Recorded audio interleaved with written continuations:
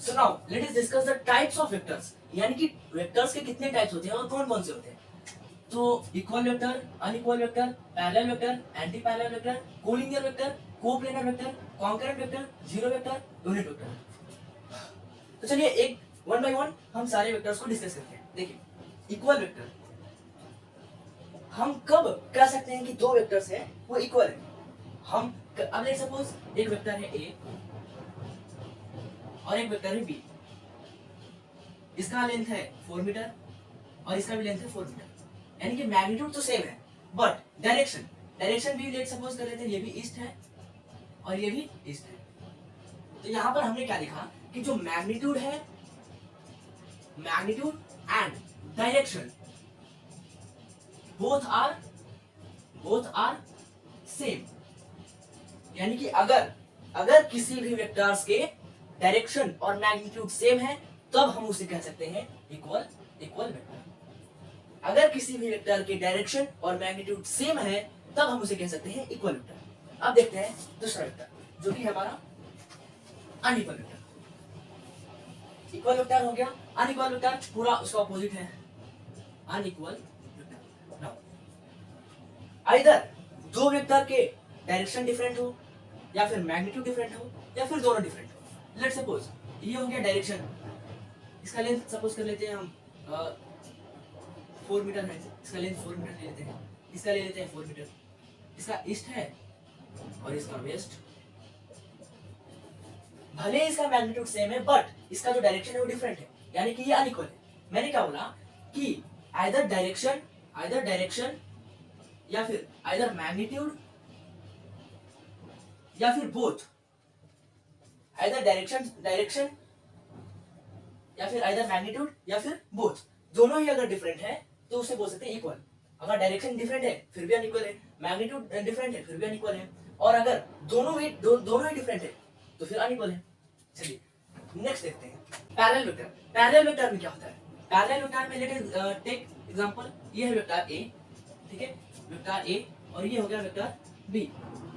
Okay, इसका length हो गया 4 मीटर, इसका लेंथ हो गया 2 मीटर। नाउ अगर इन दोनों का डायरेक्शन सेम है तो they are parallel vector, but यहाँ पर जो मैग्नीट्यूड है उसका मायने कुछ नहीं रखता है, मैग्नीट्यूड का मतलब यहाँ पर कुछ नहीं है। यहाँ पर अगर डायरेक्शन सेम है तो हम कह सकते हैं कि ये वेक्टर्स पैरेलल है। यहाँ पर जो मेन चीज है वो है डायरेक्शन, यहाँ पर मैग्नीट्यूड भले ही डिफरेंट हो, अगर डायरेक्शन सेम है तो हम कह सकते हैं पैरेलल वेक्टर। ठीक है, अब देखते हैं दूसरा वेक्टर जो कि है एंटी पैरेलल। एंटी पैरेलल होता है यानी कि उल्टा, एंटी पैरेलल यानी कि एक वेक्टर इस साइड जा रहा है और दूसरा वेक्टर इस साइड आ रहा है, एंटी पैरेलल हो गया। देखिए एंटी पैरेलल में क्या होता है कि जो एंगल फॉर्म होता है वो होता है 180 डिग्री।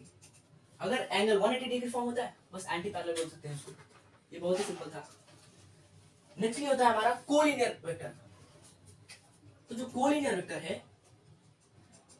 वेक्टर हम उसे कहते हैं अगर कोई वेक्टर्स एक ही लाइन में है, जैसे कि ये हो गया वेक्टर ए और ये हो गया वेक्टर बी, ये दोनों एक ही लाइन में है तो इसे बोल सकते हैं हम कोलिनियर वेक्टर। ठीक है, ये बहुत ही सिंपल था। अब देखते हैं कोप्लेनर वेक्टर, ये थोड़ा इंपॉर्टेंट है, इसको थोड़ा आपको ध्यान देना पड़ेगा। जो कोप्लेनर वेक्टर है इसमें क्या होता है, हमने कोलिनियर वेक्टर में क्या देखा कि एक ही लाइन में वेक्टर रहेंगे तो हम बोलेंगे उसे कोलिनियर, लेकिन कोप्लेनर में एक ही प्लेन पे वेक्टर रहेंगे तो कोप्लेनर। जैसे एग्जांपल ले लेते हैं,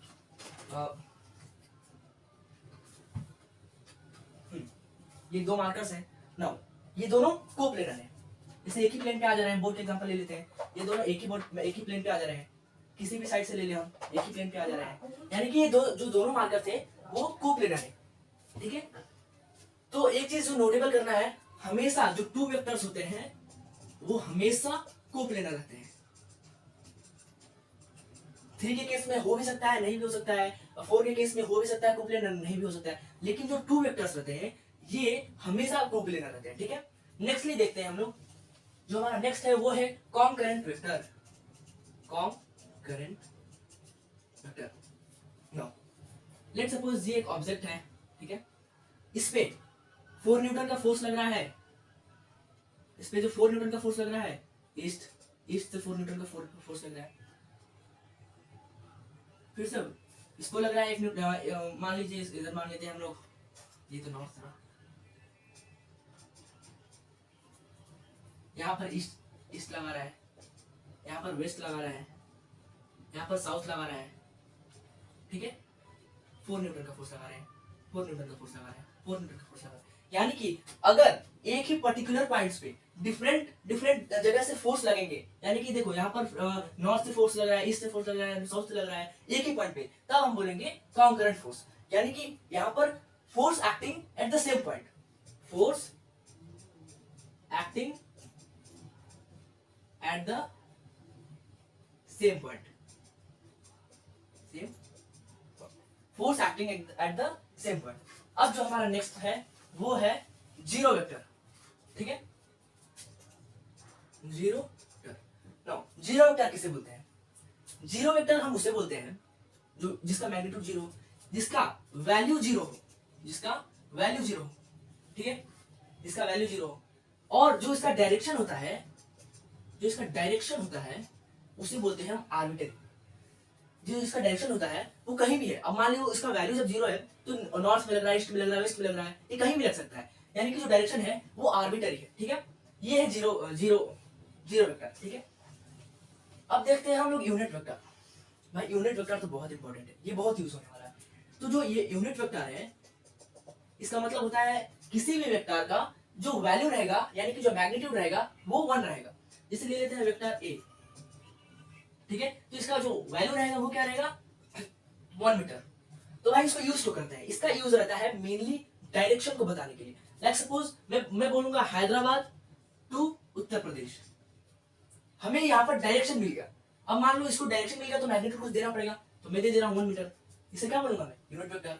यानी कि जो यूनिट वेक्टर है उसको फिजिक्स में हम इसलिए लाए ताकि हमें डायरेक्शन मिल सके। यूनिट वेक्टर का मेन काम क्या रहता है, डायरेक्शन देना। तो इसी के साथ हमारा खत्म होता है टाइप्स ऑफ वेक्टर भी। एक बार रिवीजन कर लेते हैं, रिवाइज कर लेते हैं। जो इक्वल वेक्टर है वो कब इक्वल कर सकते हैं, जब डायरेक्शन और मैग्नीट्यूड दोनों सेम है। अनइक्वल वेक्टर हम कब कर सकते हैं, आइदर मैग्नीट्यूड डिफरेंट है, आइदर डायरेक्शन डिफरेंट है, आइदर बोथ डिफरेंट है। नेक्स्ट पैरेलल, पैरेलल वेक्टर कब कहते हैं, पैरेलल वेक्टर जब डायरेक्शन सेम है। एंटी पैरेलल जब डायरेक्शन अपोजिट है, एंगल 180 डिग्री बना रहा है, तो एंटी पैरेलल। कोलिनियर किसे कहते हैं, एक ही लाइन में वेक्टर है, कोलिनियर। कोप्लेनर एक ही प्लेन में वेक्टर है, कोलिनियर यानी एक ही लाइन में, और कोप्लेनर यानी कि एक ही प्लेन। कॉन्करेंट यानी कि एक पर्टिकुलर पॉइंट पे फोर्स लग रहा है। जीरो वेक्टर जिसका वैल्यू जीरो हो और जिसका डायरेक्शन आर्बिट्रेरी हो, यानी कि कहीं भी लगता है इसका डायरेक्शन। यूनिट यूनिट जिसका वैल्यू 1 हो और जिसका डायरेक्शन जो मेनली डायरेक्शन के लिए बना है। यूनिट को हम यूज करते हैं डायरेक्शन को फाइंड करने के लिए, ठीक है।